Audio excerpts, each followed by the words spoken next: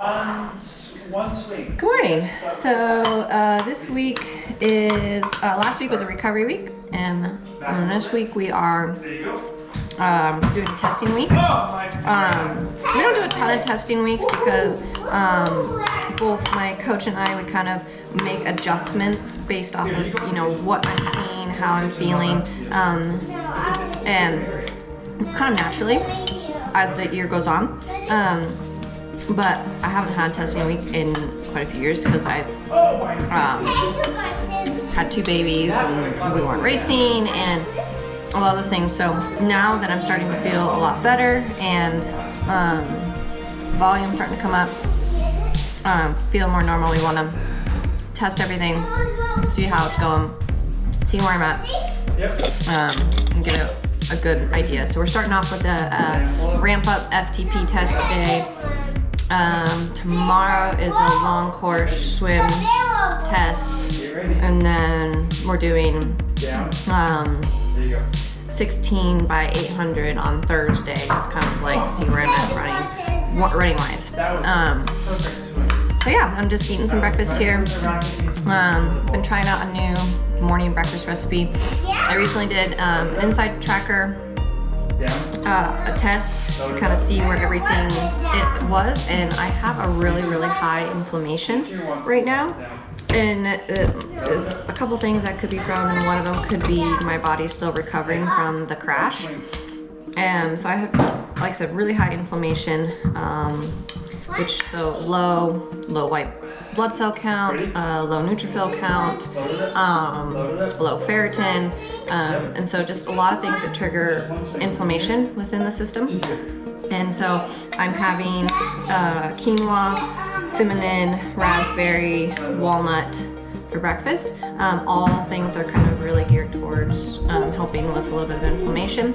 And then doing a few other things, including drinking tart cherry juice, beet juice, taking a turmeric supplement to kind of help reduce some of that inflammation naturally within my system. So this is really good. It's quinoa, like the quinoa, raspberries, cinnamon, vanilla, and I add some almond butter. So delicious breakfast, and gearing up for a nice big FTP test. So we'll bring you along this week to kind of show you how it all goes.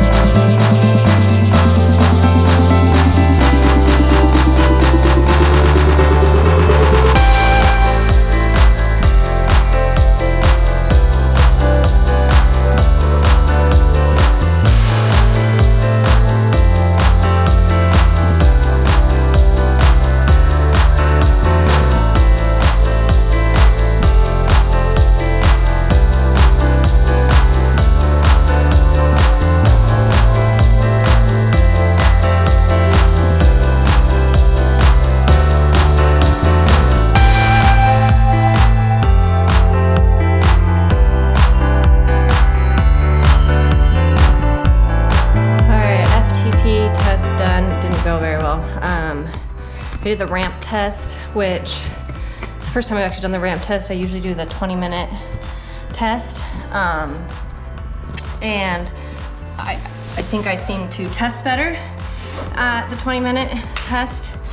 For the ramp test, in order to get my FTP honestly, it's even where I'm training at currently with fairly good ease. It's one of the reasons we tested. I have to spend a lot of time over 300 watts, and I kind of seem to have like this threshold where I can hold at like 290 to 300, and then much over 300 I really struggle to get to. So I just tapped out at about 300, and I held that for a little longer, and yeah, just not great. So according to that test, my FTP went down, but I had actually been thinking about upping my FTP manually, because my efforts at what I was at were starting to feel like almost not easy, but to the point where I could up it. So yeah, that's the thing with FTP tests. They're great to give you a baseline, but don't use them as an end-all be-all.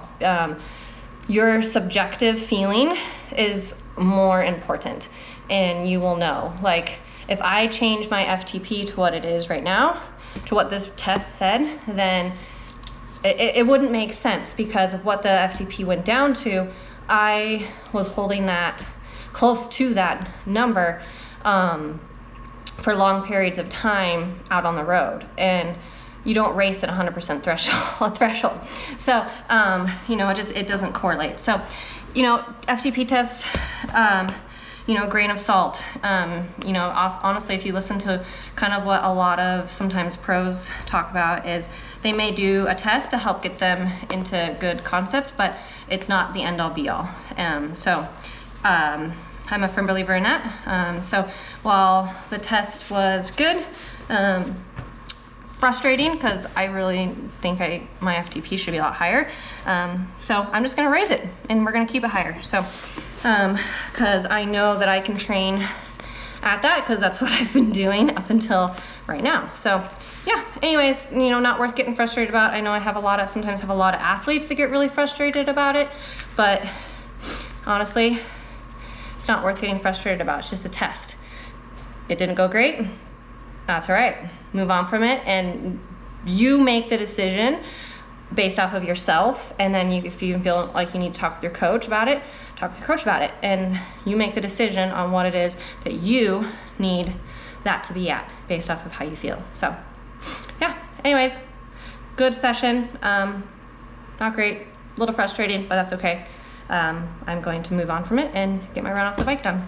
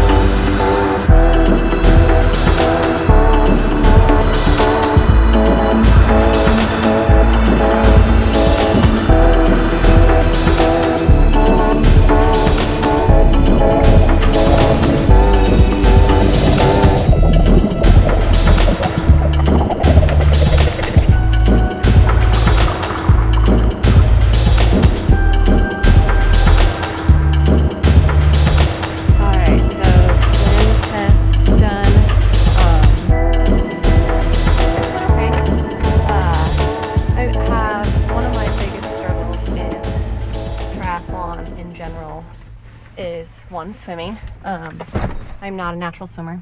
I'm a self-taught swimmer. Basically just started swimming for triathlon.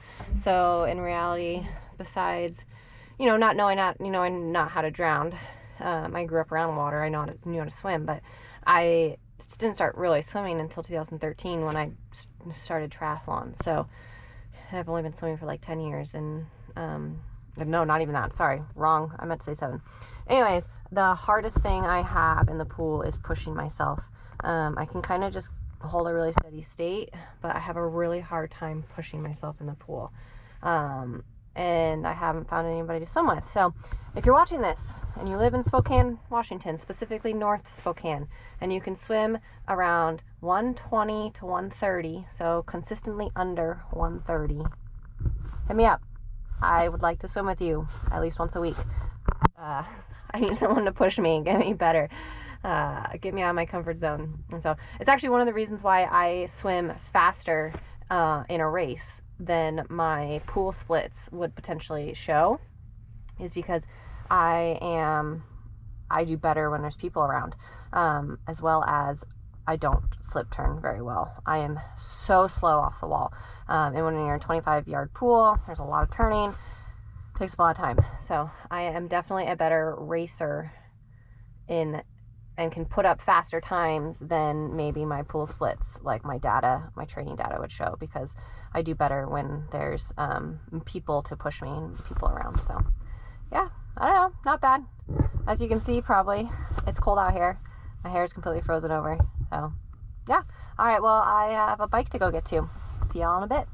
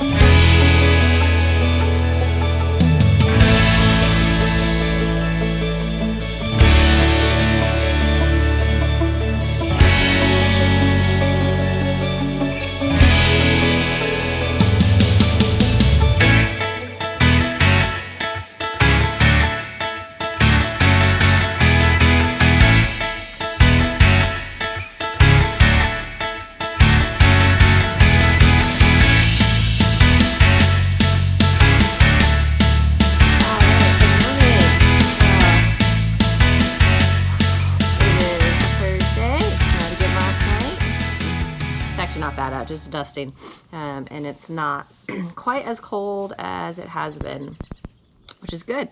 So I am headed out for 16 by 800. This is one of my favorite sessions.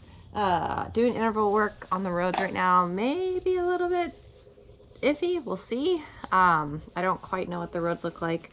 I don't like actually driving to a track. I like being able to do things from my home, and I have a great stretch for intervals. But if the roads are icky, it can get nasty. So we'll see how it goes. But yeah, here we go.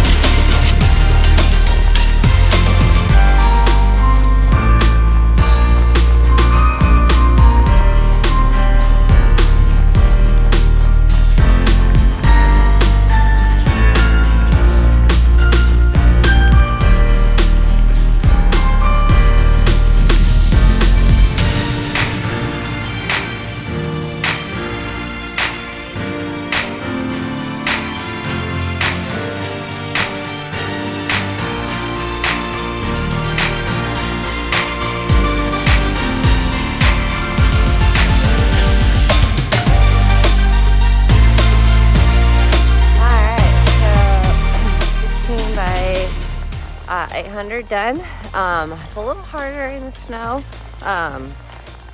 It's not as fast, and I don't know about anybody else, but I do not run as well when it's really, really cold out. I definitely am slower, but still really good. I kept almost all the intervals under 6:30, which I was really happy about for conditions and everything. So yeah, really good run. Beautiful day out, even if it is kind of chilly. This cannot, yeah, it's just gorgeous. So even though I'm ready for summer, ready for the snow to be gone, I must admit this is beautiful this morning. So really good day today, good week this week. So just some testing sets and some sets that complemented the testing, and kind of a little bit of everything so far. Yeah, it was a good week. Some went really well, some didn't, but that's pretty standard. So we're at the beginning of a new build, and I'm looking forward to it. We are about 6 weeks from Galveston, and are we 8 weeks, 10 weeks?